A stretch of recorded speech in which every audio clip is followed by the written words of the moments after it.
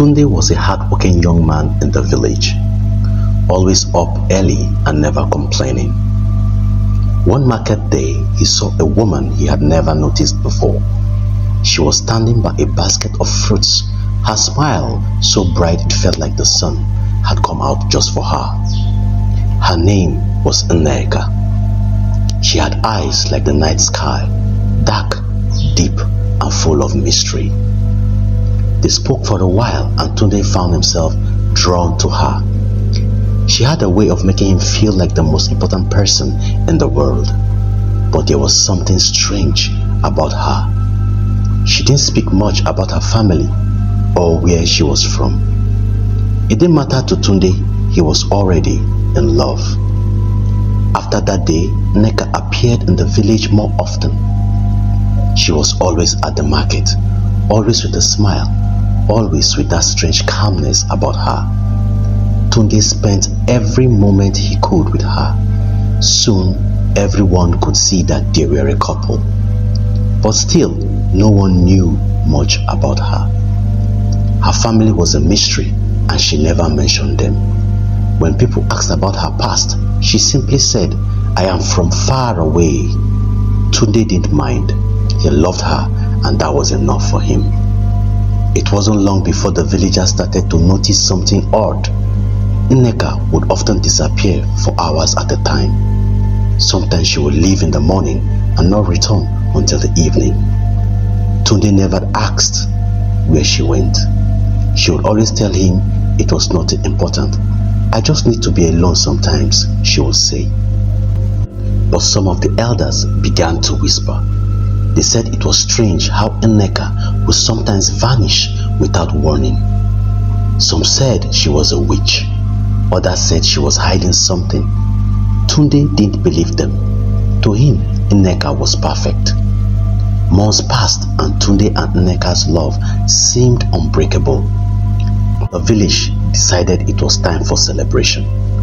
Tunde had asked Nneka to marry him and she said yes. The engagement party was planned near the river, where everyone could gather and enjoy the night. It was a tradition in the village to celebrate by the waters.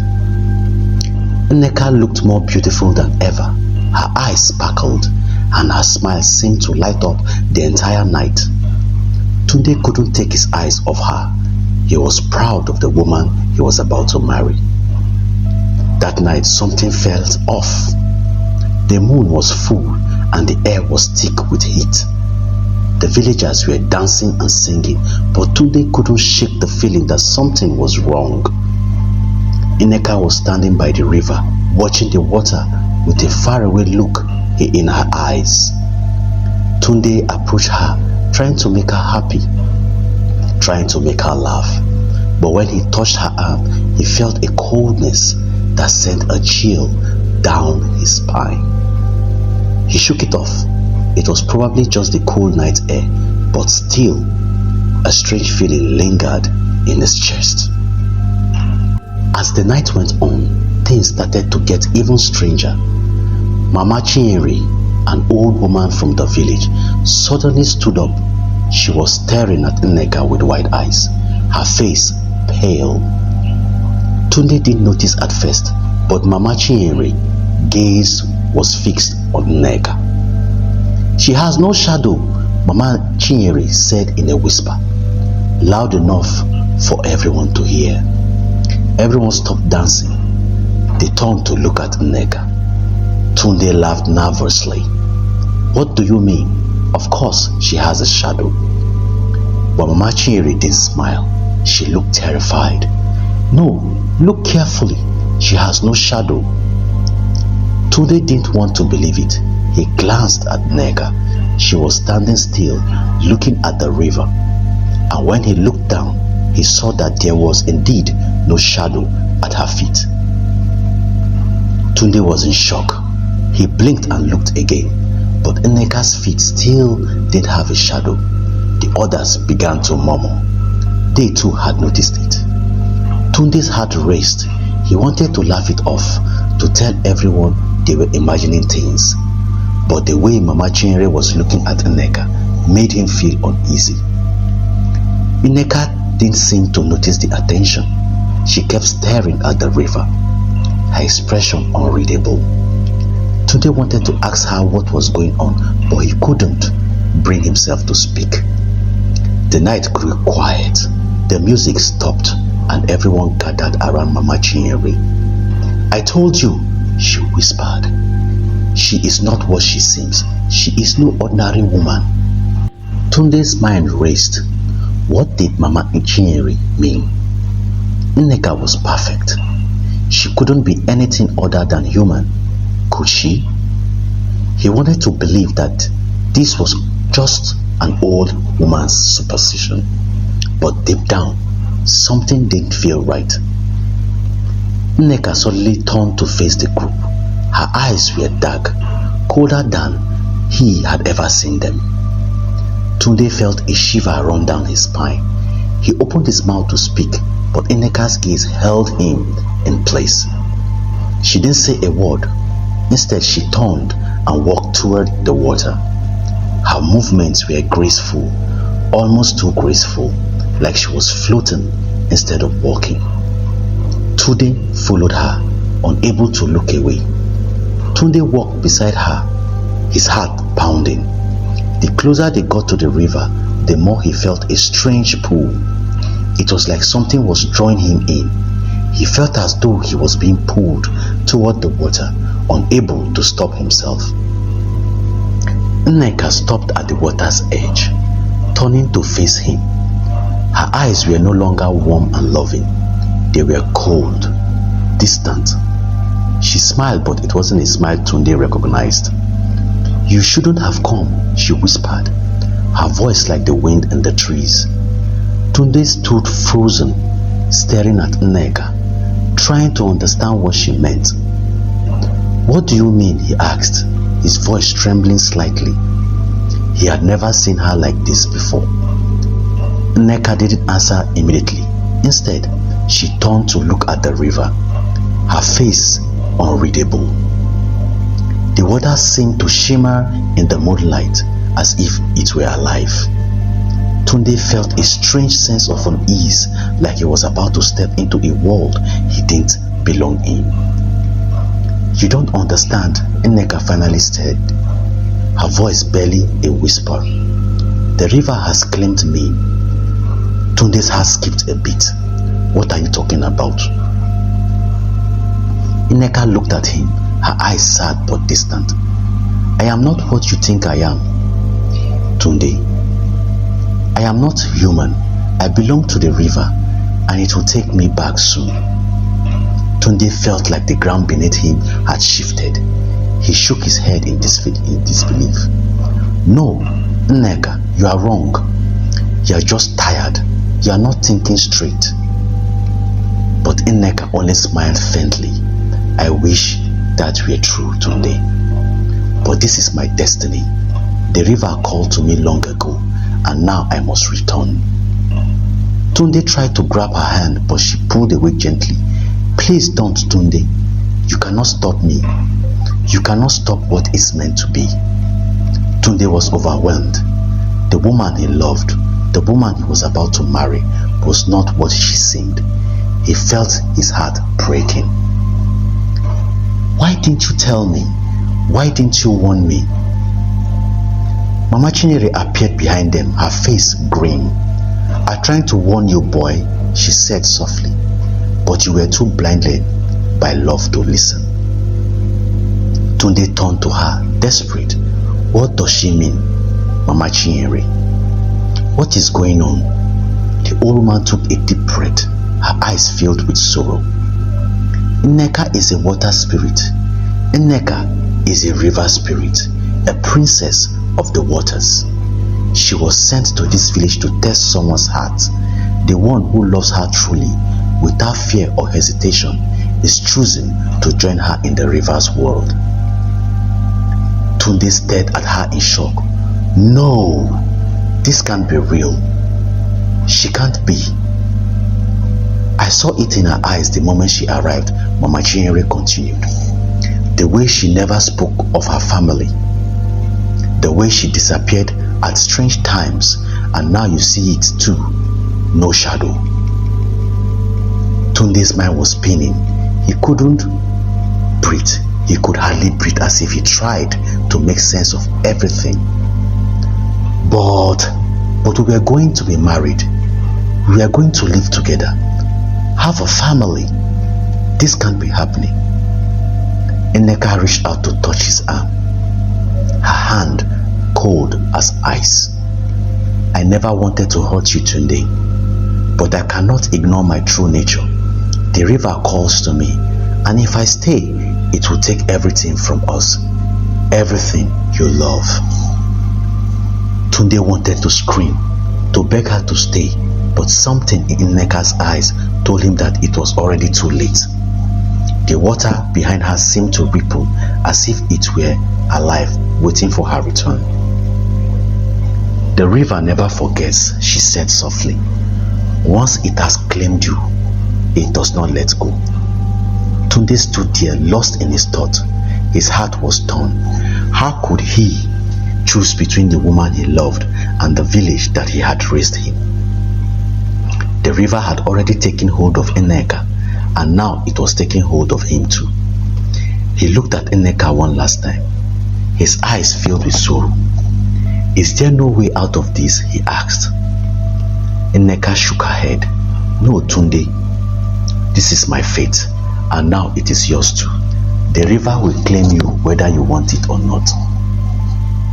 Tunde felt a wave of helplessness wash over him. The village, his friends, his life, it all felt so far away now. He had no choice but to follow Nneka into the unknown. Nneka started walking towards the river, her feet barely touching the ground. Tunde followed behind her, his legs heavy, his heart aching with each step. The river seemed to be pulling him, its current stronger than any force he had ever known. He didn't know what would happen if he stepped into the water, but he couldn't stop now. The villagers were silent, watching from a distance. No one moved. It was as if they too knew what was happening, but could do nothing to stop it. Tunde reached the water's edge and stood beside Nneka. The water was cool against his feet, but there was an overwhelming sense of power in the river. It felt like it was alive and it was calling to him. Nneka turned to him, her face soft but sad. You don't have to do this, Tunde. You can walk away. You can go back to the village, to your old life. Tunde looked at her, his heart aching. He moved her more than anything. But could he live with the knowledge that she was a spirit, a being of water? Could he live without her? He reached out, taking her hand. I can't leave you, Nneka. Not now, not after everything. Nneka smiled sadly. Then we are both lost, Tunde. Lost to the river, lost to each other. As they stood at the water's edge, the river began to swell around them. The current grew stronger, tugging at their feet. Tunde felt his heart race as if the water pulled them deeper. His body felt light, as if he were floating, and everything around him seemed to blur. Nneka's body started to change. Her skin shimmered like water, her eyes glowing with an otherworldly light. Tunde gasped, but there was no turning back now. This is it, Tunde, Nneka whispered. We are no longer part of the world, you know. The water enveloped them completely, and Tunde felt himself sinking into the depths. It was as if the river had swallowed them whole. Tunde opened his eyes, but everything around him was dark and strange. The water had taken them into a different world, a place where the air was thick and the water shimmered like silver. He could see shadows moving beneath the surface and strange, beautiful lights glowing in the distance. Nneka was beside him, her form now glowing like the moon. She looked different, more beautiful than he had ever seen. but there was something unsettling about the place they had entered. "Where are we?" Tunde asked, his voice trembling. "We are home," Nneka replied softly. "The river's realm. This is where I belong." Nneka led Tunde deeper into the water, her form gliding effortlessly through the glowing current. Tunde tried to follow, but it was hard to keep up. His legs felt heavy, his body not used to the strange environment. "This place," he whispered, "it feels wrong." Nneka stopped and turned to face him. "It's not wrong, Tunde, it's just different. You are here now and there's no going back." Tunde stared at her, his heart sinking. "But what happens to me here? Will I become like you, a spirit of the water?" Nneka nodded slowly. "Yes, Tunde. This is the price we pay for love in this world. You will live with me in the water, and you will never be able to return to the land." Tunde's body felt strange in the water. He was floating now, no longer standing on solid ground, but drifting with the current. His heart raced as he tried to make sense of what is happening. This place, this world beneath the river, was unlike anything he had ever seen. The water glowed with an eerie light, and strange creatures moved beneath the surface. Some looked like fish, others like shadows, but none of them were anything he could recognize. Nneka was beside him, her glowing form moving effortlessly through the river. She seemed at peace, as though this was the only place she had ever known. But for Tunde, it felt wrong. It felt like a dream, a nightmare from which he couldn't wake. "I can't breathe," he gasped, panic rising in his chest. "You can," Nneka said softly, turning to look at him. "You just have to let go." Tunde swallowed hard. The water seemed to fill his lungs, but it didn't suffocate him. It was as if the water had become part of him. He felt an odd sense of calm wash over him, but also a growing sense of loss. His old life, his family, the village, everything he had known felt so far away. "You will get used to it," Nneka said, reading his thoughts. "This is where we belong now. This is home." Tunde didn't respond. How could he? How could he accept this life? How could he accept that his life, his love, had led him to this strange world? He thought of the village, of his friends, of Mama Chinyere's warning. Had he made a mistake? Was this the price of loving Nneka? As they swam deeper into the river's realm, Tunde noticed more and more things that didn't seem right. The world beneath the water was both beautiful and eerie. There were glowing plants swaying with the current, strange creatures that passed by them without a second glance, and a silence that filled the space around them. It was beautiful, yes, but it felt lonely too. Nneka seemed to notice his unease and slowed her pace. She looked at him with gentle eyes. "This is the realm of the river spirits," she said. "It's a place of peace, of eternity. There is no pain here, no fear, just the river and those who belong to it." Tunde didn't know how to respond.